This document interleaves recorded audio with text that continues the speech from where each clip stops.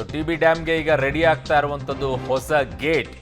ಹೊಸಪೇಟೆಯ ನಾರಾಯಣ ಇಂಜಿನಿಯರ್ಸ್ನಲ್ಲಿ ತಯಾರಾಗ್ತಾ ಇರುವಂತಹ ಹೊಸ ಗೇಟ್, ಅದರ ಪರಿಶೀಲನೆಯನ್ನ ಕೂಡ ಈಗ ಶಿವರಾಜ್ ತಂಗಡಿಗೆ ಮಾಡಿದ್ದಾರೆ.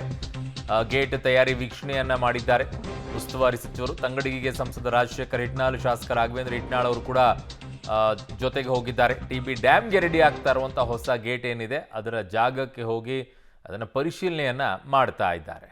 ಸೊ ಇದು ದೃಶ್ಯವನ್ನ ನೋಡ್ತಾ ಇದ್ದೀರಾ. ಟಿ.ಬಿ ಡ್ಯಾಮ್ಗೆ ಏನು ರೆಡಿ ಆಗ್ತಾ ಇದೆ ಹೊಸ ಗೇಟ್ ರೆಡಿ ಆಗ್ತಾ ಇರುವಂಥ ಜಾಗಕ್ಕೆ ಶಿವರಾಜ್ ತಂಗಡಿಗೆ ಹೋಗಿದ್ದಾರೆ ಉಸ್ತುವಾರಿ ಸಚಿವರು. ಹೋಗಿ ಅದರ ಪರಿಶೀಲನೆಯನ್ನು ಮಾಡ್ತಾ ಇದ್ದಾರೆ. ಹೇಗೆ ಏನು ಅಂತ ಅಷ್ಟೇ ಕೇಳ್ಬೋದು, ವಿಚಾರಿಸ್ತಾ ಇರ್ಬೋದು. ಅದೆಲ್ಲ ಇಂಜಿನಿಯರ್ಸ್ ವರ್ಕ್ಗಳಿಗೆ ಗೊತ್ತು, ಹೇಗೆ ಯಾವ ರೀತಿಯಾಗಿರಬೇಕು, ಅದರ ಪ್ರೆಷರ್ ಏನು ಇರಬೇಕು ಅಂತೇಳಿ. ನನ್ನ ಸಹೋದ್ಯೋಗಿ ಮುಖಂಡ ಕತ್ತಿ ನನ್ನ ಸಂಪರ್ಕದಲ್ಲಿದ್ದಾರೆ.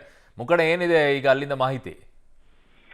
ಹೌದು ಅರುಣ್ ಬಡಿಗೇರ್, ಈಗಾಗಲೇ ಅಂದ್ರೆ ಕಳೆದ 2 ದಿನಗಳ ಹಿಂದೆ ತುಂಗಭದ್ರಾ ಜಲಾಶಯದ 19ನೇ ಗೇಟ್ ಈಗಾಗಲೇ ಕಳಚಿ ಬಿದ್ದಿದ್ದ ಕಾರಣಕ್ಕಾಗಿ ಈಗ ಅಂದ್ರೆ ಗೇಟ್ ಹೇಗಿದೆ ಆ ಮಾದರಿಯಲ್ಲಿ ನೀಲನಕ್ಷೆ ತೆಗೆದುಕೊಂಡು ಅದೇ ಮಾದರಿಯಲ್ಲಿ ಅಂದ್ರೆ ಕೊಪ್ಪಳ ವಿಜಯನಗರ ಜಿಲ್ಲೆಯ ವಿಜಯನಗರದಲ್ಲಿರುವಂತಹ ವಿಜಯನಗರ ನಾರಾಯಣ ಇಂಜಿನಿಯರ್ಸ್ ನಲ್ಲಿ ಒಂದು ಸಿದ್ಧತೆ, ಅಂದ್ರೆ 60 ಅಡಿ ಉದ್ದ ಮತ್ತು 20 ಅಡಿ ಅಗಲದಂತ ಗೇಟ್, 45 ಟನ್ ತೂಕದ ಅಂದ್ರೆ ವೇಟಿನ ಇದು ಗೇಟ್ ರೆಡಿ ಆಗ್ತದೆ. ಇನ್ನೊಂದು ಜಿಂದಲ್ ನಲ್ಲಿ ಇದೇ ಮಾದರಿಯಲ್ಲಿ ಅಲ್ಲಿ ಒಂದು ಸಹ ಇದೆ. 2 ಮಾದರಿಯಲ್ಲಿ 2 ಗೇಟ್ಗಳು ಸಿದ್ಧತೆ ಆಗ್ತದೆ. ಈಗಾಗಲೇ ಬರದಿಂದ ಗೇಟ್ ಇಂಜಿನಿಯರ್ಸ್ ಗಳಾಗಿರ್ಬೋದು ಮತ್ತು ಕೆಲಸಗಾರರಾಗಿರ್ಬೋದು ಸಿದ್ಧತೆಯಲ್ಲಿ ತೊಡಗಿದ್ದಾರೆ. ಇನ್ನು 2-3 ದಿನಗಳಲ್ಲಿ ಈ ಗೇಟ್ ಸಂಪೂರ್ಣವಾಗಿ ರೆಡಿ ಆಗುತ್ತೆ. ಅಷ್ಟೊಳಗಾಗಿ ಏನಪ್ಪಾ 65 TMC ನೀರು ಖಾಲಿ ಮಾಡ್ಬೇಕಾಗಿದೆ. ನಂತರ ಅಂದ್ರೆ ಅಲ್ಲಿ ತೆಗೆದುಕೊಂಡು 45 ಟನ್ನಿನ ಈ ಗೇಟ್ ತೆಗೆದುಕೊಂಡು ಅದರಲ್ಲಿ ಕೆಲಸ ಆರಂಭ ಆಗ್ಬೇಕಾಗಿದೆ. ಅರುಣ್ ವರ್ಗ.